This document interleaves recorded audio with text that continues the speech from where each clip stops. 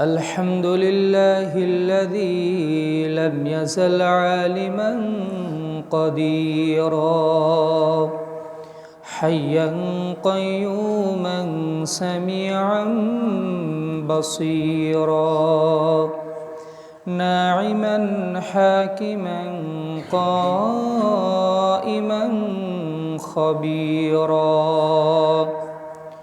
واجدا ماجدا شاهدا نصيرا فأشهد أن لا إله إلا الله وحده لا شريك له وأكبره تكبيرا وأشهد أن محمدًا عبد الله ورسوله الذي أرسله إلى الناس كافة بشيرا ونذيرا وداعيا إلى الله بإذنه وسراجا منيرا صلى الله تعالى عليه وعلى آله وأصحابه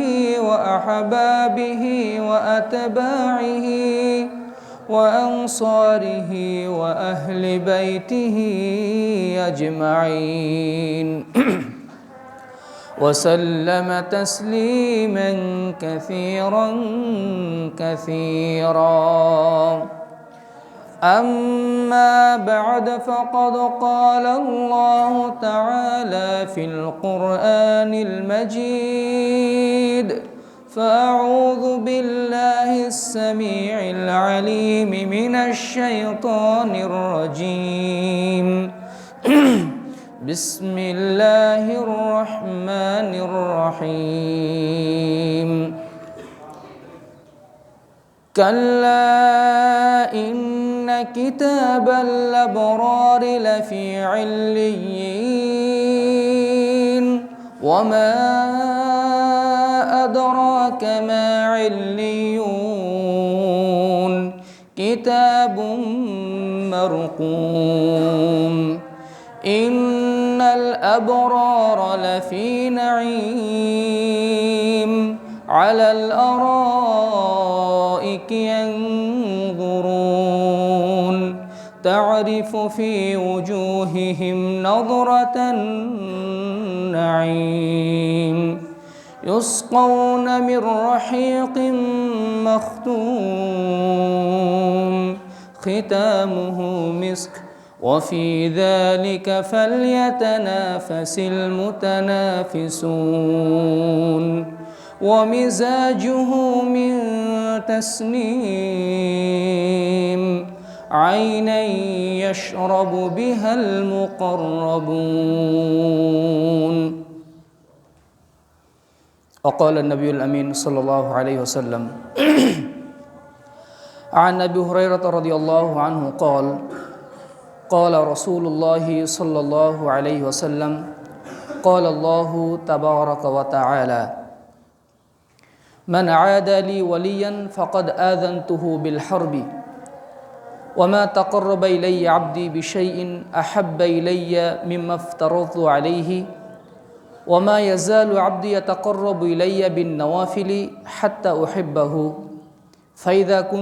فإذا أحببته كنت سمعه الذي يسمع به وبصره الذي يبصر به ورجله التي يمشي بها ويده التي يبطش بها وإن سألني لأعطينه ولئن استعاذني لأعيذنه وما ترددت عن شيء أنا فاعله ترددي عن نفس المؤمن يكره الموت وأنا أكره مساءته رواه البخاري যাবতীয় প্রশংসা সেই মহান রব্বুল আলামিনের জন্য নিবেদিত যে মহান রব্বুল আলামিন আমাদেরকে তার নৈকট্য হাসিলের জন্য তার সন্তুষ্টি লাভের জন্য আজকের এই পবিত্রতম জুমার দিনে তার মেহমান হয়ে তাঁরই ঘরে আমাদেরকে একত্রিত হওয়ার তৌফিক দান করেছেন, সেই মহান আল্লাহ পাকের শুকরিয়া আদায় করছি অন্তঃস্থল থেকে আলহামদুলিল্লাহ।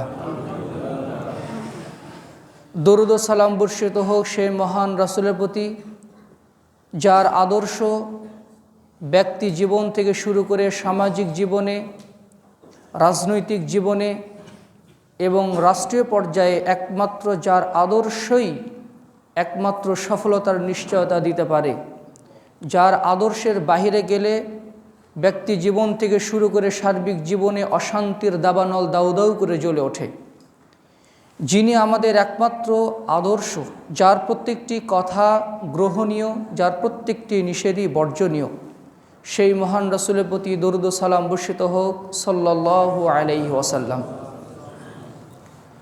সম্মানিত মুসল্লিবৃন্দ, সম্মানিতা মা ও ভগ্নীগণ, আজকের খুতবাতে আমাদের আলোচনার বিষয় হচ্ছে কাইফা নাতাকাররাবু ইলাল্লাহি তাআলা, কিভাবে আল্লাহর নৈকট্য হাসিল করব।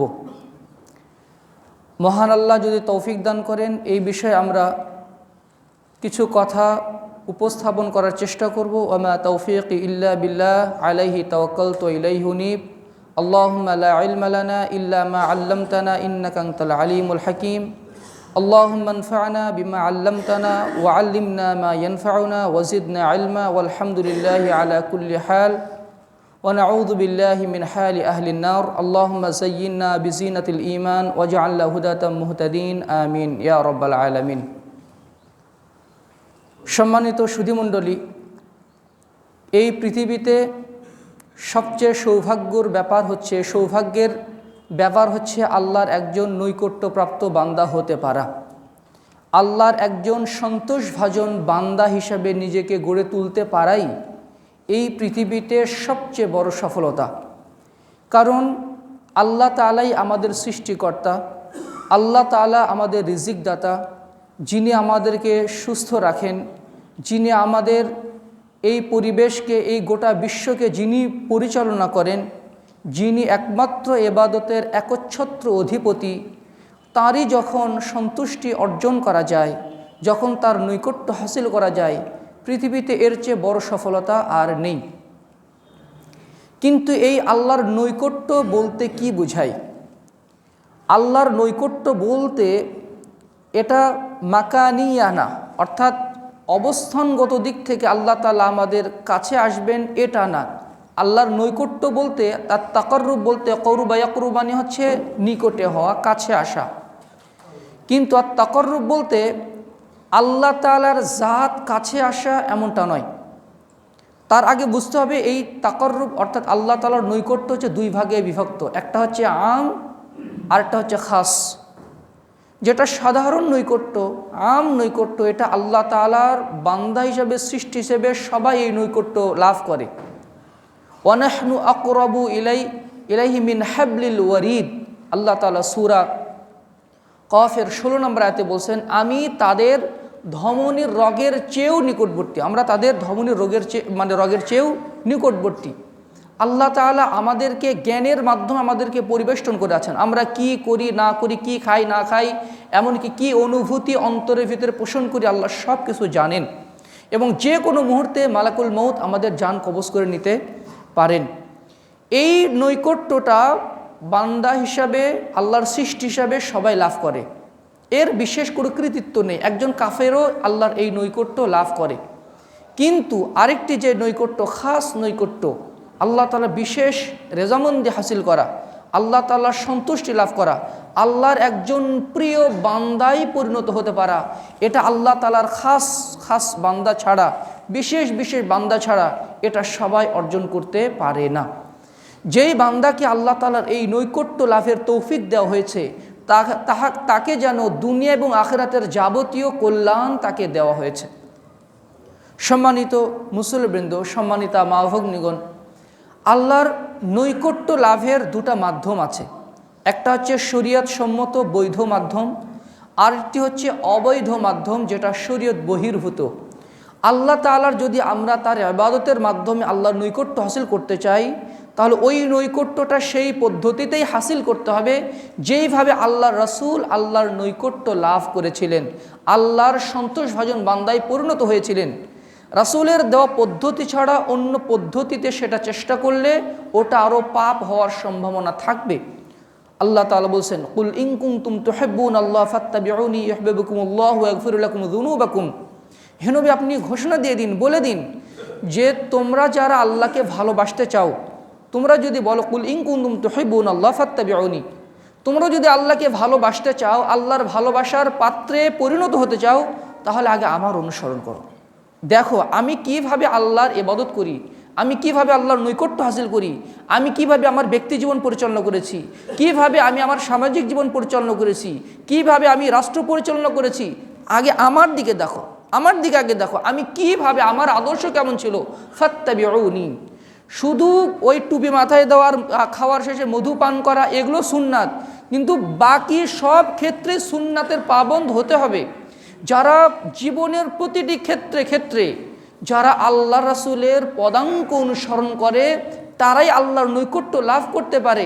আর এই পথে আমাদেরকে আল্লাহর নৈকট্য হাসিল করার চেষ্টা করতে হয়। ইউহিব্বুকুমুল্লাহ, তাহলে আল্লাহ তাআলা তোমাদেরকে ভালোবাসবেন। ওয়াগফির লাকুম যুনুবাকুম, এবং তোমাদের পাপ রাশি আল্লাহ তাআলা ক্ষমা করবেন। তাহলে বোঝা গেল যে আমরা যে ইবাদত বন্দি করি, আমরা যে চেষ্টা করব, সেটা হতে হবে রাসূল সাল্লামের দেখানো পদ্ধতি অনুযায়ী। দ্বিতীয়ত, বাতিল যেই নৈকট্য হাসিল করা, এটা হচ্ছে বেদাতি। যেমন মানে আল্লাহ রাসূল সাল্লাল্লাহু আলাইহি ওয়াসাল্লাম বলছেন, সহিহুল বুখারীর হাদিস, সহিহ মুসলিমের হাদিসটি এসেছে 1718 নম্বর হাদিস, যে মান আহদাসা ফি আমরিনা হাযা মা লাইসা মিনহু ফাহুয়া রাদ্দুন। যে ব্যক্তি আমার দিনের মধ্যে এমন কোনো কিছু নতুন কিছু আবিষ্কার করলো আল্লাহর নৈকট্য লাভের, আনুগত্যের, কোনো ইবাদতের, সেটা প্রত্যাখ্যাত, তো প্রত্যাখ্যাত। এটা যদি সে মানে অব্যাহত রাখে, তাহলে এর কারণে সে আল্লাহর শাস্তির সম্মুখীনও হওয়া লাগতে পারে। সে হয়তো মনে করছে আমি অনেক কিছুই করে ফেলছি, আমি অনেক কিছুই করে ফেলছি আল্লাহকে পাওয়ার জন্য, কিন্তু আদৌ সে কিছুই করেনি, আল্লাহর কাছ থেকে সে আরও দূরে সরে গেছে। ইমাম মুহাম্মদ বিন আব্দুল ওয়াহাব রাহিমাহুল্লাহ ঈমান ভঙ্গের যে 10টি কারণ উল্লেখ করেছেন, তার মধ্যে দ্বিতীয়তম কারণ ছিল এটাই, মান জাআলা বাইনাহু ওয়া বাইনাল্লাহি ওয়াসাইতা ওয়া ইয়াদউহুম ওয়া ইয়াতাওয়াক্কালু আলাইহিম ওয়া ইয়াসআলুহুমুশ শাফাআতা কাফারা ইজমাআন। যে ব্যক্তি আল্লাহ এবং তার মধ্যে কোনো ওসিলা খাড়া করে, ওসিলা দাঁড় করে আল্লাহকে পাওয়ার জন্য, এবং তাদের কাছে দোয়া করে, কোনো সৃষ্টির কাছে দোয়া করে, তাদের উপরে ভরসা করে, অথবা তাদের কাছে শাফাআত কামনা করে, তাহলে উম্মার সর্বসম্মতিক্রমে সে কাফের। আল্লাহর নৈকট্য লাভের যে মাধ্যমগুলো, আল্লাহর ওসিলা মাত্র 3টা। আল্লাহর নৈকট্য লাভের ওসিলা হচ্ছে 3 ধরনের ওসিলা। এই 3টি ওসিলা ছাড়া বাকি যত ওসিলা আছে সব হচ্ছে হারাম এবং বেদাতি ওসিলা। আল্লাহরকে পাওয়ার জন্য ওসিলা বা মাধ্যম হচ্ছে 3টি। একটা হচ্ছে আল্লাহর আসমা ও সিফাত যেগুলো আছে, ওয়ালিল্লাহিল আসমাউল হুসনা ফাদউহু বিহা, আল্লাহ তাআলার অসংখ্য নাম এবং সুন্দর সুন্দর গুণাবলী রয়েছে, সুতরাং ফাদউহু বিহা, তোমরা এই নামগুলোর মাধ্যমে আল্লাহকে ডাকো, এই নামগুলোর ওসিলা দিয়ে আল্লাহকে ডাকো। হে আর রহমান, আপনার প্রতি রহম করুন, ইয়া রাজ্জাক, আমাকে রিজিক দান করুন। আল্লাহ তাআলার এই গুণাবলী দিয়ে আল্লাহর যদি নৈকট্য হাসিল করা যায়, তাহলে এটা বৈধ ওসিলা, এটা গ্রহণীয় ওসিলা। 2 নম্বর হচ্ছে নেক আমলের ওসিলা দিয়ে আল্লাহর নৈকট্য লাভ করা, সিয়ামের মাধ্যমে, জাকাতের মাধ্যমে, সালাতের মাধ্যমে, দান সাদকার মাধ্যমে যদি আল্লাহর নৈকট্য লাভ করা যায়, কেউ যদি ওসিলা দেয়, তাহলে এই ওসিলা বৈধ ওসিলা। ওই যে গুহায় আটকে পড়া 3 জন ব্যক্তি, তাদের নেক আমলের ওসিলা দিয়েছিল, আল্লাহ ওই কাজটা আমি তোমার সন্তুষ্টির জন্যই করেছিলাম, সুতরাং ফাফাররিজ আন্না মিন হাদিহি সখরা, সুতরাং এই জগদ্দল পাথর থেকে আমাদেরকে রক্ষা করুন। তখন এই পাথরটা সরে গিয়েছিল। সুতরাং রাসূলুল্লাহ সাল্লাল্লাহু কোনো জীবিত ব্যক্তির ওসিলা দেওয়া বৈধ নয়। আমরা আল্লাহ রাসূলকে ভালোবাসি, এই ভালোবাসার ওসিলা হতে পারে, কিন্তু রাসূলের ওসিলায় দিয়ে আল্লাহর কাছে কোনো কিছু চাওয়া যাবে না। অনুরূপভাবে আরেকটি বৈধ ওসিলা হচ্ছে, সেটা হচ্ছে জীবিত নেককার মানুষের দোয়ার ওসিলা, জীবিত নেককার মানুষের দোয়ার ওসিলা, মৃত মানুষের না। আল্লাহ রাসূলের মৃত্যুর পরে ওমর রাদিয়াল্লাহু আনহুর খেলাফতকালে তিনি আল্লাহ রাসূলের চাচা আব্বাস রাদিয়াল্লাহু আনহুকে বলেছিলেন যে আপনি আমাদের জন্য দোয়া করুন, আল্লাহ যেন আমাদেরকে বৃষ্টি দান করেন। আব্বাস রাদিয়াল্লাহু আনহু দোয়া করলেন, তখন ওমর রাদিয়াল্লাহু আনহু বলছেন, হে আল্লাহ, রাসূলুল্লাহ সাল্লাল্লাহু আলাইহি ওয়াসাল্লামের জীবদ্দশায় আমরা তার দোয়ার ওসিলা দিয়ে আপনার কাছে বৃষ্টি চাইতাম, আপনি বৃষ্টি দিতেন। আজকে আল্লাহ রাসূল আমাদের মধ্যে নেই, কিন্তু রাসূলের চাচা আমাদের মধ্যে আছে। তার দোয়ার ওসিলা দিয়ে আপনার কাছে চাচ্ছি, আপনি তার দোয়া কবুল করে আমাদেরকে বৃষ্টি দান করুন। সাথে সাথে বৃষ্টি বর্ষিত হয়েছে। এজন্য আমার মৃত বাবার ওসিলা, আমার মৃত মায়ের ওসিলা, আমার পীর সাহেবের ওসিলা, এগুলো হচ্ছে বেদাআতি ওসিলা, আর প্রকারান্তর এগুলো শিরকি ওসিলা, যেগুলো জায়েজ নয়। সম্মানিত সুধীমণ্ডলী, আল্লাহর নৈকট্য যারা লাভ করে তারা আল্লাহ তাআলার এত কাছাকাছি যায়, তারা আল্লাহ তাআলার এত প্রিয় বান্দায় পরিণত হয়, তারা যেই দাবি আল্লাহর কাছে করে, যেই দোয়াই আল্লাহর কাছে করে, আল্লাহ তাআলা সেই দোয়াই কবুল করে নেন, তারা আল্লাহর খাস বান্দায় পরিণত হয়ে যায়। আপনার একজন প্রিয় মানুষ, যাকে আপনি অত্যন্ত স্নেহ করেন, যাকে আপনি অত্যন্ত ভালোবাসেন, সেই প্রিয় মানুষটা যদি আপনার কাছে কিছু দাবি করে, ভাই আমার একটু দরকার এটা, অথবা আমাকে একটু এটা খেতে মন চাচ্ছে, আপনি তার দাবি কখনোই ফেলবেন না, কারণ আপনার অন্তরের মানুষ তিনি। আপনার সন্তান হতে পারে, আপনার প্রিয়তমা স্ত্রী হতে পারে, আপনার শ্রদ্ধেয় বাবা মা হতে পারে, যাকে আপনি প্রচণ্ড ভালোবাসেন। প্রচণ্ড ভালোবাসার মানুষ যদি আপনার কাছে কোনো কিছু দাবি করে, আপনি সেই দাবি কখনোই ফেলবেন না, ওই আবদার কখনোই আপনি ফেলবেন না। কিন্তু একজন সাধারণ মানুষ যদি সেই দাবিটা করে, আপনার অন্তরে কিন্তু ওই গুরুত্বটা থাকবে না। যেমনভাবে প্রিয় মানুষের আবদার পূরণের ক্ষেত্রে আমাদের অন্তরে যে একটা ব্যাকুলতা তৈরি হয়, এটা সৃষ্টির ক্ষেত্রে যদি এই রকম হয়, এটা সৃষ্টির ক্ষেত্রে এটা প্রযোজ্য। আল্লাহ তাআলার যারা প্রিয় বান্দা হয় তাদের ক্ষেত্রেও এইরকম আল্লাহ তাআলাই বলেছেন হাদিসের মধ্যে। সম্মানিত সুধীমণ্ডলী, আল্লাহর নৈকট্য হাসিলের আমরা মোটা দাগে 7টি উপায় আপনাদের সামনে উপস্থাপন করার চেষ্টা করব, আল্লাহ যে তৌফিক দান করেন। আল্লাহর নৈকট্য লাভের প্রথম এবং প্রধান উপায় হচ্ছে সার্বিক জীবনে ইকামাতুত তাওহীদ ইলমান ওয়া আমালান, ইলমের মাধ্যমে এবং আমলের মাধ্যমে তাওহীদ প্রতিষ্ঠা করা।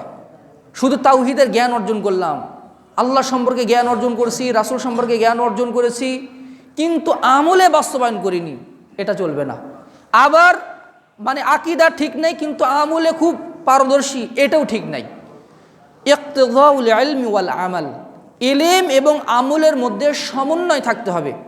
যদি কেউ শুধু জ্ঞান অর্জন করে, আমল যদি না করে, সেই যেমন আত্মপ্রবঞ্চিত, অনুরূপভাবে যে জ্ঞান অর্জন করে না, এত জানার প্রয়োজন নেই, বেশি বেশি আমল করতে হবে, বেশি বেশি আমল করতে হবে।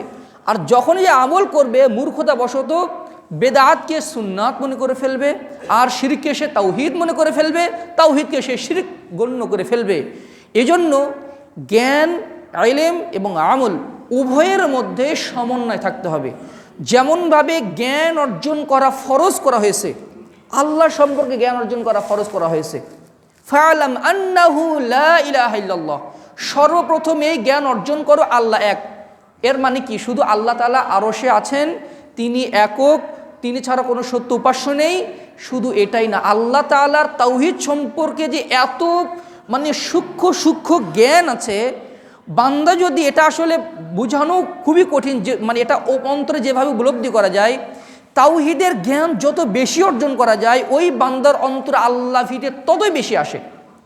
ইন্নামা ইয়াখশাল্লাহা মিন ইবাদিহিল উলামা, আলেমরা আল্লাহকে সবচেয়ে বেশি ভয় করে। এই হাদিসের ব্যাখ্যাতে, এই আয়াতের ব্যাখ্যাতে আব্দুল্লাহ ইবনে মাসউদ রাদিয়াল্লাহু আনহু বলছেন, অর্থাৎ যারা জ্ঞান অনুযায়ী আমল করে তারা আল্লাহকে সবচেয়ে বেশি ভয় করে, তারা আল্লাহকে সবচেয়ে বেশি ভয় করে। যখন আল্লাহ তাআলা আসমানে কোনো ফরমান নাজিল করেন, তখন ফেরেশতারা এত ভয় পায়, তারা পাখা ঝাপটাতে থাকে এবং এত ভীত সন্ত্রস্ত হয় তারা। যখন আল্লাহ তার আদেশ শেষ হয়ে যায়, তখন তারা বলে, আমাদের রব কি বললেন, আমাদের রব আমাদেরকে কি নির্দেশ দিলেন, এত তারা ভয় পায়। অথচ আমরা কোরআনে হর হামেশা আল্লাহ তাআলার নির্দেশ শুনছি, আল্লাহ তাআলার নিষেধ শুনছি, আয়াতে সালাতের মধ্যে আল্লাহ তাআলার অর্ডার শুনছি, আল্লাহ তাআলার নিষেধ শুনছি, রাসূলের নির্দেশ শুনছি, আল্লাহ রাসূল নিষেধ করেছেন কি কি থেকে সেগুলোও জানছি, কিন্তু অন্তরের উপরে কোনো আসর করছে না, অন্তরের উপরে কোনো প্রভাব বিস্তার করছে না। আমল এবং ইলমের ঘাটতি আছে। যারা সঠিকভাবে তাওহীদের জ্ঞানটাকে অর্জন করতে পেরেছে, শয়তান তাদের উপর বেশি অ্যাক্সেস পায় না। এটা আল্লাহ তাআলাই বলেছেন, এটা কোরআনেই এসেছে। ফাবিমা আগওয়াইতানি লাউযায়্যিনান্না লাহুম ফিল আরদি ওয়া লাউগিয়ান্নাহুম আজমাইন ইল্লা ইবাদাকা মিনহুমুল মুখলাসিন। সূরা হিজরের মধ্যে আল্লাহ তাআলা বলছে, ইবলিস বলছে আল্লাহকে, হে আল্লাহ, যাদের কারণে, এই আদম সন্তানের কারণে আমি পথভ্রষ্ট হলাম, তো আমি ওদেরকে দুনিয়াবি চাকচিক্য, আমি দুনিয়াকে এমন সুশোভিত করে দিব যে তারা আপনার পথ থেকে বিচ্যুত হয়ে যাবে। সূরা আরাফে সে বলছে, এসেছে যে সুম্মা লা ইয়াতিয়ান্নুম মিন বাইনি আইদিহিম ওয়া মিন খালফিহিম ওয়া আন আইমানিহিম ওয়া আন শামাইলিহিম, আমি তাদেরকে ডান দিক থেকে, বাম দিক থেকে, সামনের দিক থেকে, পিছন দিক থেকে আক্রমণ করব, ওদেরকে পথভ্রষ্ট করেই ছাড়বো। ইল্লা ইবাদাকা মিনহুমুল মুখলাসিন, তবে যারা খালেস বান্দা, প্রকৃত খাঁটি নির্ভেজাল বিশ্বাসী তাওহীদপন্থী বান্দা, তাদেরকে আমি কিছু করতে পারবো না। অর্থাৎ আমাদের আমল যেন রিয়া এবং সুমা মুক্ত হয়, রিয়া এবং সুমা মুক্ত হয়। কোনো কিছু কাজ করলেই এত প্রচার প্রসারণার প্রয়োজন নেই। যতটুকু মানুষকে উদ্বুদ্ধ করার জন্য হয়, যে মানুষ যেন উদ্বুদ্ধ হয়, সেটা ঠিক আছে, কিন্তু মানে বেশি বেশি যদি আমাদের নেক আমলগুলো প্রচারিত হয়ে যায়, সেখানে নিঃসন্দেহে ইখলাসের ঘাটতি আসতেই হবে। অনুরূপভাবে শুধু আকিদার জ্ঞান না, ওই আকিদার জ্ঞানকে, ওই ভয়কে আমলের মধ্যে বাস্তবায়ন করা। কোনো বান্দা খুব তাওহীদের জ্ঞান অর্জন করছে, সে সালাত আদায় করে না, সে কি তাওহীদের জ্ঞান অর্জন করেছে? না, অর্জনটা যথাযোগ্য হয়নি। এজন্য আমাদের আমলে, আমাদের আকিদাতে, আমাদের বিশ্বাসে, আমাদের কর্মনীতিতে তাওহীদের প্রভাবটা, ছায়াটা যত বেশি প্রবল হবে, শয়তানের এক্সেস আমাদের জীবনে তত কম হবে এবং আল্লাহর নৈকট্যপ্রাপ্ত বান্দাতে হতে আমরা তত বেশি অগ্রগামী হতে পারবো। এই জন্য সর্বপ্রথম আমাদেরকে জ্ঞান অর্জন করতে হবে, এবং যেই জ্ঞানই অর্জন করব সেটার সাথে সাথে আমলের বাস্তবায়ন করার সিদ্ধান্ত নিতে হবে। ধরুন আপনি একটা জ্ঞান অর্জন করলেন যে আল্লাহ রাসূল সাল্লাল্লাহু আলাইহি সাল্লাম বলেছেন, যে ব্যক্তি সূরা মুলক তেলাওয়াত করে, ওই সূরা মুলক কিয়ামতের দিন জবান দেওয়া হবে। ওই সূরা মুলকে কিয়ামতের দিন ওই মুলক সূরা আল্লাহর কাছে সুপারিশ করতেই থাকবে হাত্তা ইউগফারা লাহু, যতক্ষণ ওই বান্দাকে ক্ষমা করা হয়। আপনি এই হাদিসটা জানলেন, এই জ্ঞানটা আপনার অর্জিত হলো। এইবার কাজ কি? এখন একটা ফেসবুক স্ট্যাটাস দিতে হবে, সুন্দর একটা হাদিস আমি ফেসবুকে স্ট্যাটাস দিলাম, কিন্তু নিজে আমল করলাম না, তাহলে এই এলেমটা প্রকৃত এলেম অর্জন হলো না। উপায় আসলে মূল করণীয় কী ছিল? আমি যখন এই জ্ঞানটা অর্জন করলাম, এই জ্ঞান অর্জনের পরে আগে সর্বপ্রথম আমি আমার নিজের জীবনে আমলের বাস্তবায়ন ঘটাবো, এরপরে আমি মানুষকে সেটা বলবো। কারণ ইমাম সুফিয়ান সাউরি রাহিমাহুল্লাহ বলছেন, আল ইলমু ইয়াহতিফু, মানুষের কানে কানে এলেম ফিসফিস করে বলে যে আমল করো, আমার উপরে তুমি আমল করো। যদি আমল করে হাল্লা, তার সাথে থেকে যায়, ওয়া ইল্লা ইরতাহালা, যদি আমল না করো এলেমটা তার কাছ থেকে বিদায় নেয়। এজন্য আমরা বর্তমান হচ্ছে সার্টিফিকেটধারী আলেম, কিন্তু আমাদের ভিতরে আমলের হাহাকার, আমল নেই। ফলে এত দাওয়াতি কাজ হচ্ছে, এত ওয়াজ মাহফিল হচ্ছে, এত ইউটিউবের বক্তব্য আসছে, কিন্তু হেদায়েতের দিক থেকে যত প্রচার হচ্ছে, হেদায়েতের ফাইন্ডিংসটা কিন্তু ওই রকম আশানুরূপ হচ্ছে না। সুতরাং আমাদেরকে এলেম অনুযায়ী আমল করার দিকে অবশ্যই ফোকাস করতে হবে। আল্লাহ তাআলা আমাদের তৌফিক দান করুন, আল্লাহুম্মা আমিন। সম্মানিত সুধীমণ্ডলী, আল্লাহর নৈকট্য লাভ করার দ্বিতীয় উপায় হচ্ছে ফরজ ইবাদতকে পৃথিবীর সকল কাজের উপরে সর্বোচ্চ অগ্রাধিকার দেওয়া। সর্বোচ্চ অগ্রাধিকার দেওয়া। সহিহুল বুখারীর 6502 নম্বর হাদিস, রাসূলুল্লাহ সাল্লাল্লাহু আলাইহি ওয়াসাল্লাম বলেছেন, আল্লাহ তাআলা বলেন, অর্থাৎ হাদিসে কুদসি, মান আদা লি ওয়ালিয়ান ফাকাদ আযানতুহু বিল হারবি, যারা আমার বন্ধুর সাথে শত্রুতা করে, আমার ওলির সাথে শত্রুতা করে, ওলি মানে হচ্ছে বন্ধু, যারা আমার বন্ধুর সাথে শত্রুতা করে, তাদের নামে বিষাদগার করে, তাদের বিরুদ্ধে কুৎসারটায়, তাদের বিরুদ্ধে লেখালেখি করে, তাদের বিরুদ্ধে মানুষের মধ্যে বিদ্বেষ ছড়িয়ে দেয় আমার বন্ধুর ব্যাপারে, মান আদা লি ওয়ালিয়ান ফাকাদ আযানতুহু বিল হারবি, আমি ওর বিরুদ্ধে যুদ্ধ ঘোষণা করে দিলাম। আল্লাহ তাআলা বলছেন, সুবহানাল্লাহ বিহামদি। সুতরাং কারো বিরুদ্ধে যদি আমরা কলম ধরি, সাবধানে ধরতে হবে। বাহ্যিকভাবে একজন মানুষের সামান্যত ভুল ত্রুটি তাকে একদম ধুয়ে দিলাম, হতে পারে তিনি আল্লাহ তাআলার কোনো নৈকট্যপ্রাপ্ত বান্দা হতে পারেন। আর তিনি যদি গোপন ইবাদত গুজার বান্দা হন, তিনি যদি পরহেজগার বান্দা হন, যার তে আমার আমল অনেক নিম্নগামী, তাহলে মনে রাখবেন আমার বিরুদ্ধে আল্লাহ তাআলার যুদ্ধ ঘোষণা হয়ে যাবে। মানে আমার সার্বিক জীবন তছনছ হয়ে যাবে। সুতরাং কোনো বান্দার বিরুদ্ধে, বিশেষ করে যারা পরহেজগার বান্দা, যারা দিনদার বান্দা, তাদের বিরুদ্ধে কথা বলার সময়, তাদের বিরুদ্ধে কলম ধরার সময়, তাদের বিরুদ্ধে কোনো বাক্য উচ্চারণ করার সময় 10 বার করে ভেবে বলা উচিত। কারণ এতে আমার জীবন হুমকির মুখে পড়বে। উনি আমার প্রতিশোধ নিতে যাবেন না, আমার বিরুদ্ধে মামলাও করতে যাবেন না, মানহানি মামলাও করতে যাবেন না, কিন্তু মামলা তো আরেক জায়গায় হয়ে যাবে, যেই মামলাটা এই দুনিয়ার আদালতের চেয়ে আরও কঠিন। আল-ইয়াযুবিল্লাহ। আল্লাহ তাআলা আমাদেরকে সংশোধন হওয়ার তৌফিক দান করুন। আল্লাহ তাআলা বলছেন, যারা আমার বন্ধুর সাথে শত্রুতা করে, আমি ওর বিরুদ্ধে যুদ্ধ ঘোষণা করলাম, ফাকাদ আযানতু বিল হারবি, ঘোষণা দিয়ে বলছেন আমি ওর বিরুদ্ধে যুদ্ধের ডিক্লার দিলাম। ওয়ামা তাকাররাবা ইলাইয়া আবদি বিশাইইন আহাব্বা ইলাইয়া মিম্মা ইফতারাতু আলাইহি। বান্দা ফরজ ইবাদতের মাধ্যমে, আমি যে ইবাদতগুলো ফরজ করেছি, এই ইবাদতগুলোর মাধ্যমে বান্দা আমার যত নৈকট্য হাসিল করতে পারে, অন্য কোনো ইবাদতের মাধ্যমে, অন্য কোনো মাধ্যমে আমার এত নৈকট্য লাভ করতে পারে না। ফরজ ইবাদত আগে 5 ওয়াক্ত সালাত, 5 ওয়াক্ত সালাত আগে টাইট করতে হবে। 5 ওয়াক্ত সালাত জামাতের সাথে পুরুষদের জন্য, এটা আগে সিরিয়াস হতে হবে, এই ব্যাপারে আগে ফোকাস করতে হবে। এটা যদি ঠিক হয়ে যায়, তারপর আপনি তাহাজ্জুদ গুজার হন বা আপনি ওমরা করেন না, দান সাদকা করেন, সেটা ভিন্ন ব্যাপার। কিন্তু 5 ওয়াক্ত সালাত ফরজ ইবাদত, রমাদানের ফরজ ইবাদত, এবং সম্পদ থাকলে হজ করা, যাকাত দেওয়া, এই ফরজ ইবাদতের ব্যাপারে হালাল ইনকাম ইনশিওর করা, এই ফরজ ইবাদতকে আগে অবশ্যই আমাদেরকে দেখতে হবে যে এটা সঠিকভাবে হচ্ছে কিনা। বান্দা ফরজ ইবাদতের মাধ্যমে আল্লাহর যত নৈকট্য হাসিল করতে পারে, অন্য কোনো মাধ্যমে এতটা করতে পারে না। এইবার আল্লাহ তাআলা বলছেন, ওয়ামা ইয়াজালু আবদি ইয়াতাকাররাবু ইলাইয়া বিন নওয়াফিল। ফরজ ঠিক হয়ে গেছে, মাশাআল্লাহ। এইবার যারা ফরজের পরে নফলের ব্যাপারে যত্নশীল যারা হয়, ওয়ামা ইয়াজালু আবদি ইয়াতাকাররাবু ইলাইয়া বিন নওয়াফিল, ফরজ সালাত, ফরজ সিয়াম, ফরজ নফল উমরা, নফল দান সাদগা, এই নফলের মাধ্যমে যারা আমার নৈকট্য হাসিলের অবিরত চেষ্টা করো, ওয়ামা ইয়াজালু আবদি মানে লেগেই আছে, কন্টিনিউয়াসলি চেষ্টা করতে আসে আল্লাহর নৈকট্য হাসিলের জন্য নফল ইবাদতের মাধ্যমে। হাত্তা উহিব্বাহু, বান্দা যখন এভাবে চেষ্টা করতে থাকে, আমি তাকে ভালোবেসে ফেলি। আল্লাহ তাআলা বলছেন, আমি তাকে ভালোবেসে ফেলি। ফাইদা আহবাবতুহু, আমি যখন তাকে ভালোবেসে ফেলি, কুনতু সামাহু আল্লাযী ইয়াসমাউ বিহি, আমি তার কান হয়ে যাই যে কান দিয়ে সে শোনে। ওয়া বাসারহু আল্লাযী ইউবসিরু বিহি, আমি তার চোখ হয়ে যাই যে চোখ দিয়ে সে দেখে। ওয়া ইয়াদাহু আল্লাতী ইয়াবতিশু বিহা, আমি তার হাত হয়ে যাই যে হাত দিয়ে সে ধরে। ওয়া রিজলাহু আল্লাতী ইয়ামশি বিহা, আমি তার পা হয়ে যাই যে পা দিয়ে সে চলাফেরা করে। সুবহানাল্লাহি বিহামদিহি, সুবহানাল্লাহিল আযীম। আল্লাহ তার হাত হয়ে যান, চোখ হয়ে যান, কান হয়ে যান, পা হয়ে যান। এর মানে এই না যে আল্লাহর ইবাদত করতে করতে এমন দরজাতে পৌঁছে গেলাম, আর সিয়াম লাগবে না, আর রোজা লাগবে না, আর কিছুই লাগবে না। যেভাবে পীর সাহেবরা বলে থাকে, আমার পীরের মুরিদ হলে আর সিয়াম লাগবে না, সালাতও লাগবে না, কিছুই লাগবে না, শুধু হু হু করলেই জান্নাত পাওয়া যাবে। না, এটা না। এটা হচ্ছে আল্লাহ তাআলা তার কানে এমন তৌফিক দিবেন, এই কান শুধু সেটাই শুনবে যেটা আল্লাহ শুনতে পছন্দ করেন।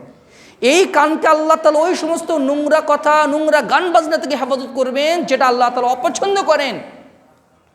এই চোখ দিয়ে বান্দা সেটাই দেখবে, সেটাই দেখার তৌফিক পাবে আল্লাহর পক্ষ থেকে, ইলাহি মদদ পাবে। এই চোখ যেটা আল্লাহ দেখতে পছন্দ করেন, এই চোখ দুটো শুধু সেটাই দেখবে, যার মাধ্যমে তার অন্তর প্রশান্ত হয়, যার মাধ্যমে আল্লাহ তাআলা খুশি হন। এই চোখ নোংরা কোনো জিনিস দেখবে না যেটা আল্লাহ তাআলা অসন্তুষ্ট হন। এই হাত, এই পা শুধু সেই কাজেই ব্যবহৃত হবে যেটা আল্লাহ তাআলা, যেখানে আল্লাহর সন্তুষ্টি আছে। যারা আল্লাহ তাআলার নৈকট্য প্রাপ্ত বান্দা, যারা ফরজ এবং নফল ইবাদতের মাধ্যমে আল্লাহর নৈকট্য হাসিল করতে পেরেছে, আর ব্যাপারটা এমন হয়ে যায় সে আল্লাহ তাআলার এত কাছাকাছি চলে যায়, আল্লাহ তাআলার এত প্রিয় পাত্রে পরিণত হয়ে যায়। আল্লাহ তাআলা স্বয়ং রব্বুল আলামিন বলছেন, ওয়ালা ইন সাআলানি লা উ'তিয়ান্নাহু, এই বান্দা যদি আমার কাছে কিছু চেয়ে বসে, আল্লাহ আমার এটা লাগবে, আমি অবশ্যই তাকে এটা দান করব। সুবহানাল্লাহ বিহামদি। আল্লাহ তাআলা দুইটা এমফাসাইজ দিয়েছেন এখানে, দুইবার জোর করে জোর দিয়েছেন, অবশ্যই। লা উ'তিয়ান্নাহু, লাম একটা অবশ্যই, শেষের তাসদীদ যুক্ত নুন আরেকটা অবশ্যই আমি এই বান্দাকে দিবই, কারণ আমার প্রিয় বান্দা, আমার নৈকট্যপ্রাপ্ত বান্দা আমার কাছে কিছু চেয়েছে, আমি কি তাকে দিব না? ওয়ালা ইন ইসতাআদানি লা উঈযান্নাহু, আর বান্দা যদি আমার কাছে কোনো কিছু থেকে আশ্রয় চায়, আমি অবশ্যই তাকে আশ্রয় দান করব। সুবহানাল্লাহি বিহামদিহি সুবহানাল্লাহিল আযীম। এটা যদি আমরা একটু ব্যক্তিগত জীবনের দিকে দেখি, যখন এবাদতটা খুব সুন্দরভাবে হয়, হারাম থেকে বেঁচে থাকতে পারছি, নফল এবাদতগুলো মাশাআল্লাহ সুন্দরভাবে হচ্ছে, মানে আল্লাহর নৈকট্য হাসিলের একটা পথে আছি, তখন দেখবেন যে মনের ভিতরে একটা কনফিডেন্স চলে আসে যে আল্লাহকে যদি আমি কিছু দোয়া করি আল্লাহ তাআলা আমার একটা দোয়া শুনবেন। কিন্তু যখন আল্লাহর অবাধ্যতা করা হয় তখন মন থেকেই একটা সূক্ষ্ম একটা বাধা আসে, এত পাপ করছি আমি, একজন নোংরা মানুষ, আমার মাধ্যমে এত ভুল ত্রুটি হয়ে যাচ্ছে, মানে আল্লাহর কাছে নিজেকে একটা লজ্জা, নিজেকে একটা নিচু বান্দায় পরিণত একটা মনে হয়। আর যখন বান্দা নৈকট্যপ্রাপ্ত বান্দা হয় তার ভিতরের কনফিডেন্স থাকে আলাদা। আল্লাহ তাআলা এই বান্দার পরে বলছেন, মা তারাদ্দাতু আন শাইইন আনা ফাইলুহু তারাদ্দুদি আন নাফসিল মুমিন ইয়াকরাহুল মাউত ওয়া আনা আকরাহু মাসাআতাহু। আমি রাজাধিরাজ, আমি বিশ্ব অধিপতি, আমি রব্বুল আলামিন, কোনো কাজ করতে পরোয়া করি না, তবে একটা কাজ করতে আমার একটু দ্বিধা সংকোচ হয়, সেটা হচ্ছে মুমিন বান্দার জান কবজ করতে আমার একটু দ্বিধা লাগে। ইয়াকরাহুল মাউতা ওয়া আনা আকরাহু মাসাআতাহু। বান্দা মনে করে আরে কয়েকটা দিন বেঁচে থাকি, পরিবার, সন্তান সন্ততি, স্ত্রী পরিবার পরিজনকে, বাবা মাকে নিয়ে আরও 2টা দিন বেঁচে থাকি, বান্দা বেঁচে থাকতে চায়। আর আমি চাই বান্দা তোমার যতদিন বেঁচে থাকবা, তোমার এই রোগ, তোমার সেই রোগ, তোমার কাছে ডাক্তারের কাছে যেতে হয়, তোমার ব্যবসা বাণিজ্য করতে হয়, তোমার কত কষ্ট, তোমাকে কষ্ট দিতে চাই না, তাড়াতাড়ি তোমাকে মৃত্যু দিয়ে আমি আমার জান্নাতে তোমাকে নিয়ে আসতে চাই। সুবহানাল্লাহি বিহামদিহি সুবহানাল্লাহিল আযীম। এই জন্য যারা ফরজ ইবাদতের পাশাপাশি নফল ইবাদতের যত্নশীল হয়, যারা নফল ইবাদতের যত্নশীল হয় তাদের ফরজটা অটোমেটিক্যালি সুন্দর হয়ে যায়। আর ফরজের কোনো ঘাটতি যদি এসে যায় তাহলে নফলের মাধ্যমে সেই ঘাটতি আল্লাহ তাআলা পূর্ণ করে দেন, যে ব্যাপারে হাদিসে স্পষ্ট বর্ণনা এসেছে।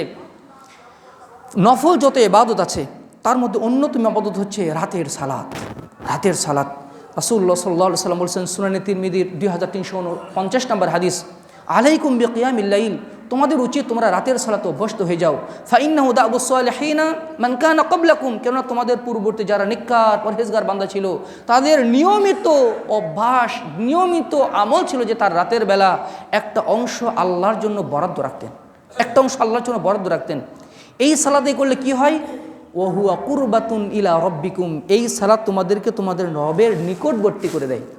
ওয়া মানহাতুন লিল ইসমি, পাপ থেকে বেঁচে থাকার শক্তি দান করে। ওয়া মুকাফফারাতুন লিস-সাইয়্যাত, এবং পাপ রাশিগুলোকে ক্ষমা করে দেয়। এবং আরেকটি বর্ণনায় রয়েছে যে দুরারোগ্য ব্যাধি থেকে মুক্তি দান করে। সুবহানাল্লাহি বিহামদিহি। রাতের শেষ প্রহরে রব্বুল আলামিন প্রথম আকাশে নেমে এসে আমাদেরকে ডাকতে থাকেন, মাইয়াদউনি ফাআস্তাজিবা লাহু, কে আছো আমাকে ডাকো, আমি তোমার ডাকে সাড়া দেব। কে আছো আমার কাছে কিছু চাও, আমি তোমার চাওয়া পূর্ণ করে দেব। কে আছো তোমার কিছু প্রয়োজন, তুমি বিপদগ্রস্ত বিধ্বস্ত অবস্থায় আছো, আমার কাছে চাও, আমি তোমার দুঃখ দুর্দশা দূর করে দেব। সুবহানাল্লাহি বিহামদিহি। আমরা সেই সময় আমরা ঘুমে বিভোর থাকছি, সারা রাত ধরে হয়তোবা গল্প গুজব করছি অথবা স্ক্রিনের মায়াজালে আমরা আটকে আছি, আর সেই সময় রব্বুল আলামিন আমাদেরকে এসে ডাকছেন আমাদের প্রয়োজন পূর্ণ করার জন্য, আমাদের দুঃখ দুর্দশা লাঘব করার জন্য। আমরা তুমুক নেতার কাছে যাই, তুমুক নেতার কাছে দৌড়াই যে আমার এই সমস্যাটা দূরীভূত করার জন্য। ওই নেতার কাছে গেলে সমাধান নাও হতে পারে, উকিলের কাছে গেলে সমাধান নাও হতে পারে, কিন্তু যিনি জগৎ সংসার যিনি চালান তার কাছে গেলে কিন্তু বিষয়টার সমাধান হয়ে যেত। অথচ আমরা ওই আদালতে করা নারী না, ওই আদালতে আমরা কোনো অ্যাপ্লিকেশনই দেই না, আর দুনিয়াতে আমরা মানে কত হন্য হয়ে ছুটে বেড়াই। আল্লাহ তাআলা আমাদেরকে সংশোধন হওয়ার তৌফিক দান করুন। একজন বান্দা জান্নাত চায়, জান্নাত তার আকাঙ্ক্ষা, জান্নাতে যাওয়া তার স্বপ্ন, আর সে একান্ত নিভৃতে আল্লাহকে সময় দিবে না, এটা হতেই পারে না। যে যার সাথে যত বেশি আপন তার সাথে তার কথা তত দীর্ঘ হয়। আপনার সাথে আমার খুবই আন্ডারস্ট্যান্ডিং, খুবই ভালোবাসা। আমি আপনার সাথে কথা বললে আমার 20 মিনিট মানে আধা ঘন্টা 1 ঘন্টা ধরে কথা বলি, ভাই কেমন আছেন, কি খেলেন, কি রান্না হলো বাসায়, আজকে কি হলো না হলো সবই জিজ্ঞাসা করি, কারণ তার সাথে আমার একটা আত্মার সম্পর্ক আছে। আর যদি সম্পর্ক ভালো না হয়, যতটুকু প্রয়োজন ততটুকু কথা শেষ, আসসালামু আলাইকুম, ফোন রেখে দিলাম। আল্লাহর সাথে যার বেশি সখ্যতা, আল্লাহকে যার আপন করে চায় তারা আল্লাহকে বেশি সময় দিতে ভালোবাসে। এটা হচ্ছে আল্লাহকে যে তারা ভালোবাসে তার লক্ষণ। আর শুধু মুখের দাবি আল্লাহকে খুবই ভালোবাসি, খুবই ভালোবাসি, আল্লাহ আমাদের সৃষ্টিকর্তা, আল্লাহ আমাদের রিজিকদাতা, আল্লাহ আমাদেরকে সব পরিচালনা করছেন, আল্লাহ মাশাআল্লাহ অনেক নিয়ামত দিয়েছেন, আল্লাহ আল্লাহ আমাকে সন্তান নিয়ামত দিয়েছেন, আল্লাহ ব্যবসার নিয়ামত দান করেছেন, কত যে নিয়ামত দান করেছেন, মুখে মুখে শুধু বলি, কিন্তু আল্লাহকে সময় দেই না। কোয়ালিটিপূর্ণ সময় আমরা আল্লাহর জন্য বরাদ্দ রাখছি না। যেই সালাতটা আদায় করছি সেই সালাতেও মনোযোগ রাখতে পারছি না। রাতের যে একটু সময় দেব, যখন কোলাহল মুক্ত পরিবেশ, যখন সারা পৃথিবী নিস্তব্ধ হয়ে যায়, গোটা প্রকৃতি যখন ঘুমিয়ে যায়, তখন অলসতার চাদর ছুঁড়ে ফেলে আল্লাহকে যে মন থেকে ফিল করা, আল্লাহর দয়া, আল্লাহ ক্ষমা, আল্লাহ তাআলার জান্নাতকে অন্তর দিয়ে ফিল করা, আল্লাহ তাআলার শাস্তি দিয়ে অন্তরকে ফিল করে চোখে পানি আসা, এটা সবার ভাগ্যে হয় না। যারা চেষ্টা করে না আর যাদের উপর আল্লাহর রহমত নেই, তারা এটা পারে না। সুতরাং আমাদেরকে সংশোধন হওয়া দরকার। নফল সিয়াম, এই যে এখন আজকে আজকে শাবানের 3 তারিখ, নফল সিয়াম আল্লাহর নৈকট্য লাভের একটা মাধ্যম।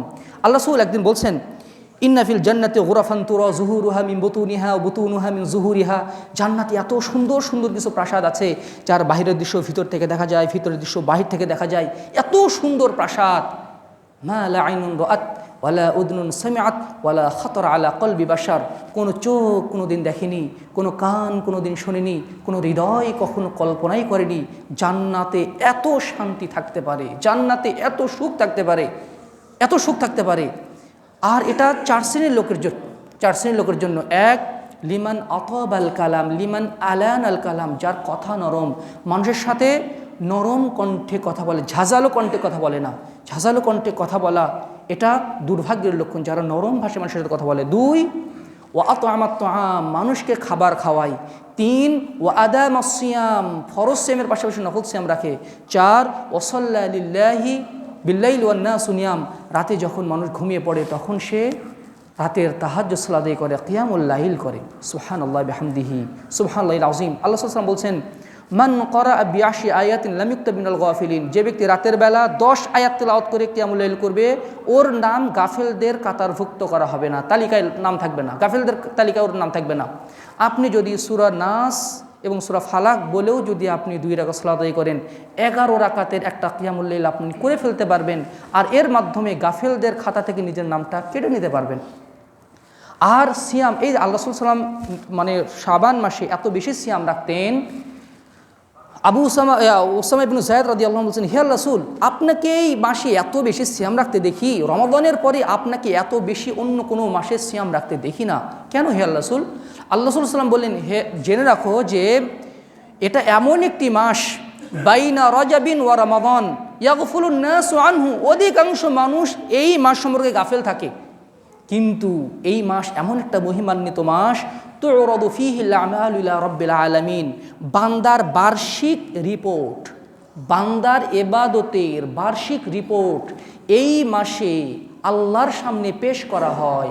ওয়া উহিব্বু আন তুরফা আমালি ওয়া আনা সাইম, আরেকটা বর্ণনা আছে, ওয়া উহিব্বু আন তুরফা আল আমাল ওয়া আনা সাইম, আর আমি পছন্দ করি আমার রিপোর্টটা যখন আল্লাহর সামনে পেশ করবে, আল্লাহ বলবেন আমার মুহাম্মদ বান্দা কি করছে এখন, তখন হয়তো ফেরেশতারা বলবে আপনার বান্দা সায়েম আছে, তিনি সিয়ামরত আছেন। এই জন্য আল্লাহ রাসূল এই মাসে বেশি বেশি সিয়াম রাখতেন। সুতরাং আমরাও যেন চেষ্টা করি। আর এটা হচ্ছে রমাদানের প্রস্তুতিমূলক সিয়াম, রমাদানের প্রস্তুতি নিয়ে যেন আমরা এই সিয়ামগুলো রাখতে পারি। সাহাবায়ে কেরাম, তাবেঈনে আযম রমাদানের আগে থেকেই প্রস্তুতি শুরু করতেন, ইবাদতের প্রস্তুতি। এখন যদি কোনো আপনার ব্যস্ততা থাকে, এখন থেকে আমরা যেন সেই ব্যস্ততা থেকে নিজেকে মুক্ত করে নিতে পারি। অর্থনৈতিক প্রস্তুতি, শারীরিক প্রস্তুতি, মানসিক প্রস্তুতি, পারিবারিক প্রস্তুতি, সব রমাদানের প্রস্তুতি এই মাস থেকেই আমাদের নেওয়া উচিত। আমাদের রমাদানের প্রস্তুতি, চিনি কয় টাকা কেজি, ছোলা ঠিক আছে কি না, সেমাইয়ের দাম কত, তারপরে বাজার টাজার, এগুলো হচ্ছে আমাদের রমাদানের প্রস্তুতি। কিন্তু সালাফদের রমাদানের প্রস্তুতি ছিল আত্মিক প্রস্তুতি। ইমাম আনাস ইবনে মালিক রাদিয়াল্লাহু আনহু বলছেন, সাহাবায়ে কেরাম শাবান মাস আসতেই বাড়ির দরজা জানালা লাগিয়ে দিয়ে ইনকাব্বু আলাল মাসাফি মুসহাফে একদম বুঁদ হয়ে যেতেন, তেলাওয়াত শুরু করে দিতেন। এবাদতের একটা গতি শুরু হয়ে যেত, শাবান মাসে এবাদতের গতি শুরু হয়ে যেত। আগে থেকে এখন থেকে মসজিদে আগে ভাগে আসার অভ্যাস করা, এখন থেকে একটু চুপচাপ থাকা, এখন থেকে একটু কথার ব্যাপারে মানে কথা আমাদের মাধ্যমে কোনো মানে ফায়সা কথা বের হয়ে যাচ্ছে কেন সেই ব্যাপারে সিরিয়াস থাকা, এটা শাবান মাস থেকে তারা শুরু করে দিতেন। আর কেউ 6 মাস আগে থেকে আল্লাহর কাছে দোয়া করতেন, আল্লাহ গো জীবনে যেন আর একটা রমাদান পাই, আল্লাহ জীবনে যেন আর একটা রমাদান পাই। আর রমাদানের পরে তারা দোয়া করতেন, আল্লাহ যে টুটাফাটা আমল করলাম সেটা যেন আল্লাহর কাছে কবুল হয়। 5 মাস পর্যন্ত এই দোয়া করতেন। সুতরাং রমাদান কি আমরা ফিল করছি? যখন রমাদান আগমন করে আল্লাহ রাসূল সুসংবাদ দান করতেন, এই আতাকুম রমাদান শাহরুম মুবারক, এই রমাদান মাস আসছে, রমাদান মাস আসছে। জানেই কিন্তু সাহাবায়ে কেরাম যে রমাদান মাস আসছে, তিনি তবু এটা তাদেরকে আরও উদ্বুদ্ধ করতেন। ওমর রাদিয়াল্লাহু আনহু রমাদান মাসকে স্বাগতম জানাতেন, মারহাবা জানাতেন। সুবহানাল্লাহ বিহামদিহি। সুতরাং আসুন রমাদানের এই ইবাদতের প্রস্তুতি আমরা আত্মিকভাবে এখন থেকেই গড়ে তোলার চেষ্টা করি। এখন থেকেই পরিবারের সাথে ডাইনিং টেবিল এগুলো নিয়ে কথাবার্তা বলা শুরু করি। এখন থেকে আমাদের সন্তানরা যারা বড় হচ্ছে তারা কিভাবে সিয়াম রাখবে, তারা মানে কিভাবে কোরআন তেলাওয়াত করবে, আমাদের পরিবারে কিভাবে ইবাদতবন্দি করা হবে, কিভাবে কে কয় খতম দিবে, কে কিভাবে ইবাদতবন্দি করবে, কোথায় তারাবি হবে, কিভাবে আমরা সময়গুলো কাটাবো, এখন থেকে আমাদের ফ্যামিলিতে প্ল্যানিং করা উচিত। একজন জান্নাত পিয়াসী বান্দার এটা করা উচিত। যারা দুনিয়া নিয়ে বুঁদ হয়ে আছে, আখিরাত সম্পর্কে গাফেল, তার এখানে আর কোনো আলোচনা নেই। সম্মানিত সুধীমণ্ডলী, আল্লাহর নৈকট্য হাসিল করার জন্য কোরআন তেলাওয়াত এবং জিকির আজকারে বেশি মশগুল থাকা উচিত। হাদিসে কুদসিতে আল্লাহ তাআলা বলছেন, আনা ইনদা যান্নি আবদি বি, আমি আমার বান্দার ধারণা মতো থাকি। ফাইন যাকারনি ফি নাফসিহি যাকারতুহু ফি নাফসি, বান্দা যদি মনে মনে আমাকে স্মরণ করে, ওই বান্দাকে আমিও মনে মনে স্মরণ করি। ফাইন যাকারনি ফি মালাইন যাকারতুহু ফি মালাইন খায়রিন মিনহুম, বান্দা যদি আমাকে কোনো মজলিসে স্মরণ করে, আমি ওর চেয়ে উত্তম মজলিস ফেরেশতাদের সাথে আমার যে মানে যে ইয়া হয় পরামর্শ সভা, যে আমার মানে পরামর্শ হয়, ওখানে আমি ফেরেশতাদের সাথে আমি তার আমি তাকে স্মরণ করি।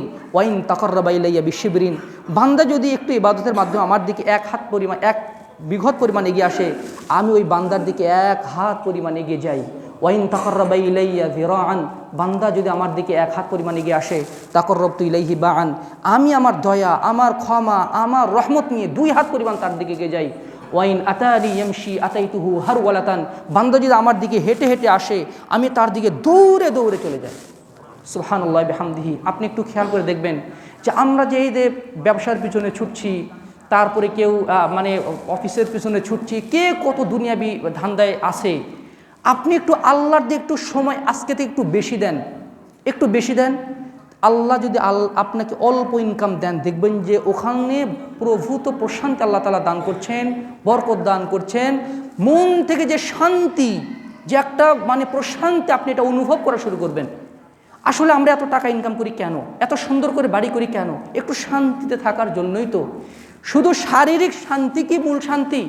আমার শরীরে এসির ঠান্ডা বাতাস লাগে, আমার চামড়া ঠান্ডা হয়, কিন্তু ভিতরের যে অশান্তির আগুন, এটা তো নিভে না। সন্তান যদি বেদিন হয়ে যায়, সন্তান যদি অবাধ্য হয়ে যায়, আর যদি স্ত্রী যদি ঠিকমতো কথা না শোনে, আর ঋণের বোঝা, আর এই সমস্যা, সামাজিক সমস্যা, আর জেল জুলুমের ভয়, আপনি এসি রুমে বসে কি শান্তি পাবেন না তো। শান্তি তো ওখানে নেই। আল্লাহুম্মা আনতাস সালাম ওয়া মিনকাস সালাম, আল্লাহ আপনি শান্তি তো আপনার কাছ থেকেই আসে, আর আল্লাহর ইবাদতের মাধ্যমেই শান্তিটা নিতে হয়। আলা বিযিকরিল্লাহি তাতমাইন্নুল কুলুব, যত বেশি জিকির করা হয় অন্তর তত প্রশান্তি পায়, আর অন্তরে শান্তি পাওয়া মানেই তো জীবনটা শান্তিময়। আপনি জ্যামের মধ্যে দর করে ঘামছেন, কিন্তু অন্তরে শান্তি আছে, এই ঘামা কোনো ব্যাপারই না, ডাজন্ট ম্যাটার। কিন্তু আপনি এসির রুমে বসে আছেন, ভিতরে টেনশনের কারণে ঘুম আসছে না, ঔষধ খাওয়ার পরে ঘুম আসছে না, এটা কি সুখের জীবন? এটা কখনোই সুখের জীবন না। সুতরাং জিকিরের মাধ্যমে শান্তি পাওয়া যায়। আসুন একটু কোরআনকে একটু সময় দেওয়ার চেষ্টা করি। আমার রবের কথা আমি আমার মুখ দিয়ে উচ্চারণ করব, এর যে সৌভাগ্যের ব্যাপার আর কি আছে। সুবহানাল্লাহ বিহামদিহি। প্রত্যেক দিন একটু আমরা কোরআনকে সময় দেওয়ার চেষ্টা করি। আর 4 নম্বরে বলবো, 5 নম্বরে বলবো, গরিব মিসকিন এবং যারা দিনদার মানুষ আছে তাদেরকে আমরা যদি ভালোবাসি, আল্লাহ আমাদেরকে ভালোবাসবেন। একদিন আল্লাহ রাসূল তাহাজ্জুদের সালাতে দোয়া করছেন, আল্লাহুম্মা আহইনি মিসকিনান ওয়া আমিতনি মিসকিনান ওয়াহশুরনি ফি জুমরাতিল মাসাকিন। আল্লাহ আমাকে মিসকিন অবস্থায় জীবিত রাখুন, আল্লাহ আমাকে মিসকিন অবস্থায় মৃত্যু দান করুন, আল্লাহ আমাকে মিসকিনদের সাথেই কিয়ামতের দিন হাসর নাসর করুন। অদ্ভুত, কি অদ্ভুত দোয়া, আমরা এই দোয়া করার সাহস পাবো না কখনো। মা আয়েশা বললেন, হে আল্লাহ রাসূল, আপনি কি এই অদ্ভুত ধরনের দোয়া করছেন? তখন আল্লাহ রাসূল বললেন, ইয়া আয়েশা ইন্নাহুম ইয়াদখুলুনাল জান্নাতা ক্বাবলা আল আগনিয়াই বি40 খরিফা। আয়েশা জেনে রাখো, এই গরিবরা ধনীদের 40 বছর পূর্বে জান্নাতে প্রবেশ করবে। আরেকটি বর্ণনায় আছে 500 বছর পূর্বে জান্নাতে প্রবেশ করবে, কারণ তাদের হিসাব নিকাশ কম। ইয়া আয়েশা আহিব্বিল মাসাকিন লা তারুদ্দিল মাসাকিন ওয়ালাউ বিশাক্কি তামরাতিন। আয়েশা, মিসকিনদেরকে দুয়ার থেকে ঠেলে দিও না। একটা খেজুর দিতে পারছো না, অর্ধেক খেজুর দিয়ে হলেও তাদেরকে সহযোগিতা করো। ইয়া আয়েশা আহিব্বিল মাসাকিন ওয়াকরিবিহিম। আয়েশা, মিসকিনদেরকে ভালোবাসো, তাদেরকে কাছাকাছি রাখো। ফাইন্নাল্লাহা ইউকাররিবুকি ইয়াউমাল কিয়ামা। কিয়ামতের দিন আল্লাহ তাআলা তোমাকে তার পাশে জায়গা করে দেবেন তোমাকে। সুবহানাল্লাহ বিহামদিহি। আমরা কি করি? যার টাকা পয়সা আছে, যার ক্ষমতা আছে, তাকে আমরা দাওয়াত করে খাওয়াই, কিন্তু তার সাথে আমরা সখ্যতা, তার সাথে বেশি ফোন আলাপ, তার সাথে বেশি সখ্যতা, তার সাথে বেশি আড্ডা। দিনদার মানুষের সাথে আমাদের সম্পর্ক খুব একটা থাকে না, আর সেটা যদি হয় খুবই কদাচিৎ, খুবই কম। সুতরাং দিনদার মানুষের সাথে আমরা যদি সখ্যতা গড়ে তুলতে পারি, তাহলে তাদের দিনের ছোঁয়ায় আমরা কিছুটা আলোকিত হতে পারবো। এই ভালোবাসা আমাদেরকে নূর দান করে। রাসূল সাল্লাল্লাহু আলাইহি সাল্লাম বলেছেন যে আমার বান্দাদের মধ্যে এমন কিছু বান্দা আছে, মা হুম বিআনবিয়া ওয়ালা শুহাদা, তারা শহীদও নয়, তারা শহীদও নয়, নবীও নয়, কিন্তু এত মর্যাদা হবে তাদের আল্লাহর কাছে। ইয়াগবিতুহুমুল আম্বিয়া ওয়াশ শুহাদা বিমাকানাতিহিম ইনদাল্লাহ। শহীদ এবং নবীর আল্লাহর কাছে আকাঙ্ক্ষা করবে আমাদের মর্যাদা যদি ওই রকম হতো। সাহাবায়ে কেরাম বললেন, হে আল্লাহ রাসূল, বলুন বলুন তারা কারা? আল্লাহ রাসূল বললেন, হুম কওমুন ইয়াতাহাব্বুনা বিরূহিল্লাহ। তারা সেই সমস্ত বান্দা যারা একে অপরকে স্রেফ এবং স্রেফ দিনের জন্য ভালোবাসে, কোনো কিছু পাওয়ার স্বার্থ না, স্রেফ এবং স্রেফ দিনের জন্য। ভাই একজন পরহেজগার মানুষ, আমি তাকে ভালোবাসি। ভাই একজন দিনের পথের একজন মুসাফির, আমি এই জন্যই তাকে ভালোবাসি। তার কাছে কিছু টাকা পাবো, তার কাছে কিছু ক্ষমতা পাবো, তার কিছু পদবি পাবো, এই সমস্ত আমার কোনো আশা আকাঙ্ক্ষা নেই। মা হুম আলা আমওয়ালিন ইয়াতাআতাউনাহা ওয়ালা আরহামিন বাইনাহা। না আছে রক্তের সম্পর্ক, না আছে কোনো অর্থনৈতিক লেনদেন, এতটা সম্পর্কেও দুইজনে এত ভালোবাসে একজন আরেকজনকে।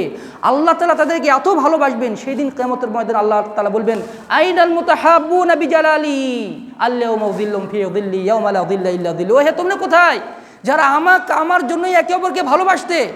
আজকে আমার আরশের ছায়া ব্যতীত কোনো ছায়া নেই, আসো আসো আসো আমার আরশের নিচে তোমরা ছায়া গ্রহণ করো। আল্লাহ তাআলা তাদেরকে ডেকে ডেকে তার আরশের নিচে ছায়া দান করবেন। সুবহানাল্লাহ বিহামদিহি। আমাদের সম্পর্কগুলো যেন এরকম নিঃস্বার্থ সম্পর্ক হয়, আল্লাহ তাআলা তৌফিক দান করুন।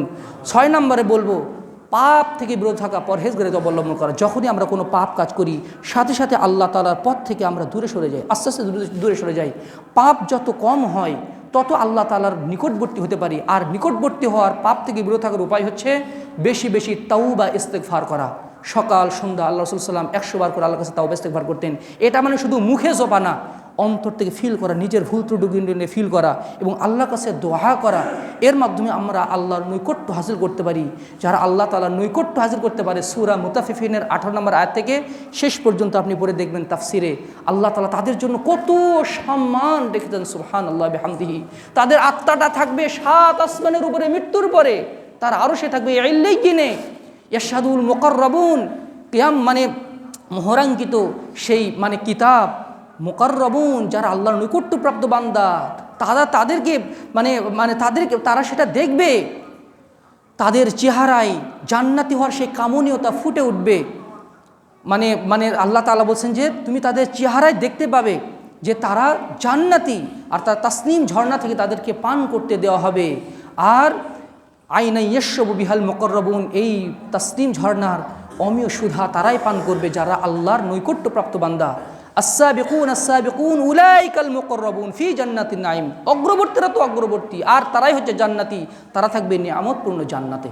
সুতরাং আসুন আমরা ভালো মানুষ হওয়ার চেষ্টা করি, আমরা আল্লাহওয়ালা হওয়ার চেষ্টা করি। এই সমাজে ততদিন পর্যন্ত শান্তি প্রতিষ্ঠা হবে না যতদিন পর্যন্ত সমাজের মানুষ ভালো না হবে। এই যে আমরা রাষ্ট্র সংস্কারের কথা বলছি, আমরা এই প্রশাসনকে ঢেলে সাজানোর কত স্বপ্ন দেখছি, নির্বাচনের কথা ভাবছি, এগুলো আমাদেরকে কখনোই শান্তি দিতে পারবে না যতদিন না পর্যন্ত আমরা নিজেরা ভালো না হব। এই জন্য উসাইমিন রাহিমাহুল্লাহ বলতেন, তুমি যদি কোনো জনপদে দেখো সেই জনগণের উপরে আল্লাহ তাআলা একজন জালেম শাসক নির্ধারণ করেছে, তুমি খেয়াল করে দেখবা যে ওই জনগণই আসলে নিজেদের প্রতি জালেম, ওই জনগণই আসলে আল্লাহর সাথে বিশ্বাসঘাতকতা করেছে, আল্লাহকে ধোঁকা দিয়েছে, আল্লাহর ইবাদত থেকে দূরে সরে গিয়েছে। এই জন্য আল্লাহ তাআলা তাদের উপরে জালেম শাসক নিযুক্ত করে আল্লাহ তাআলা তাদেরকে শাস্তি দেন। সুতরাং রাষ্ট্র সংস্কার তখনই হবে যখনই আমরা নিজেরা নিজেদেরকে সংস্কার করতে পারবো। আমরা যখন এই 3.5 হাত বডিতে পূর্ণাঙ্গরূপে ইসলাম প্রতিষ্ঠা করব, তখন আল্লাহ তাআলা অটোমেটিক্যালি এই জনপদের পরিবেশ আল্লাহ তাআলা সুন্দর করে দিবেন। সুতরাং সংস্কার হতে হবে নিচ থেকে, সংস্কার হবে নিচ থেকে। আগে ওই পথটা দখল করি, তারপরে সংস্কার করব। এটা আল্লাহ তাআলার দেখানো পদ্ধতি নয়, রাসূলেরও পদ্ধতি নয়। এর জন্য ইসলাম আমাদেরকে খেলাফতে বিশ্বাসী করে, আর আমরাও খেলাফতেরই স্বপ্ন দেখি, আমরা খেলাফতেই বিশ্বাসী। সুতরাং আমরা আল্লাহর কাছে দোয়াও করি, আমাদের যারা শাসক হবেন তারা যেন ভালো মানুষ হন, তারা যেন আমাদের জন্য ক্ষতিকর না হন, আর ভালো মানুষটাই যেন আমাদের উপরে যেন শাসন করেন। ফজল ইবনে ইয়াদ রাহিমাহুল্লাহ বলতেন, আমার যদি কোনো কবুলযোগ্য দোয়া থাকতো আমি তাহলে সেটা শাসকদের জন্যই করতাম, কারণ তারা যদি ভালো হয়ে যায় তাহলে সেটা সমাজে শান্তির আবেশ ছড়িয়ে দেয়। আর আমরা সরকারকে শুধু গালিই দেই, তাদের উপরে শুধু লানতি করি, আর রাজনীতি করা মানে ও একটা দোষ করেছে ওটা আমাকে বলতে হবে, ও একটা দোষ করেছে ওটা আমাকে বলতে হবে। এই মাধ্যমে কখনোই শত্রুতা, বিদ্বেষ, হানাহানি ছাড়া আর তো কিছুই আমাদেরকে দেয় না। সুতরাং আসুন আমরা সেই ইসলামের দিকেই ফিরে যাই, যে ইসলাম নিয়ে রাসূল সাল্লাল্লাহু আলাইহি ওয়াসাল্লাম এসেছিলেন, যে ইসলামের প্র্যাকটিস করেছেন সাহাবায়ে কেরাম, যে ইসলামের প্র্যাকটিস করেছেন তাবিঈন আযম, ব্যক্তি জীবন থেকে শুরু করে রাজনৈতিক জীবনে। আল্লাহ তাআলা আমাদেরকে ওই ইসলামের দিকেই ফিরে যাওয়ার তৌফিক দান করুন, আর ওই ইসলামের ভিত্তিতেই শান্তি প্রতিষ্ঠিত হবে। আল্লাহ তাআলা আমাদের সার্বিক কল্যাণ দান করুন। আল্লাহুম্মা আমিন। আকুলু কওলি হাযা ওয়া আস্তাগফিরুল্লাহ লি ওয়া লাকুম ওয়া লিসাইরিল মুসলিমিন ফাস্তাগফিরুহু ইন্নাহুল গফুরুর রহিম। আলহামদুলিল্লাহ নাহমাদুহু ওয়া নাস্তাঈনুহু ওয়া নাস্তাগফিরুহু ওয়া নু'মিনু বিহি ওয়া নাতাওয়াক্কালু আলাইহি ওয়া নাউযু বিল্লাহি মিন শুরুরি আনফুসিনা ওয়া মিন সাইয়্যাতি আমালিনা মান ইয়াহদিহিল্লাহু ফালা মুদিল্লা লাহু ওয়া মান ইউদ্লিল ফালা হাদিয়া লাহু ওয়া নাশহাদু আন লা ইলাহা ইল্লাল্লাহু ওয়াহদাহু লা শারীকা লাহু ওয়া নাশহাদু আন্না মুহাম্মাদান আবদুহু ওয়া রাসূলুহু আরসালাহু বিল হাক্কি বাশীরান ওয়া নাযীরা ওয়া দা'iয়ান ইলাল্লাহি বিইذনিহি ওয়া সিরাজাম মুনীরা। আম্মা বা'দু ফাকাদ ক্বালা আল্লাহু তাআলা ফিল কুরআনিল মাজিদ ইন্নাল্লাহা وملائكته يصلون على النبي يا أيها الذين آمنوا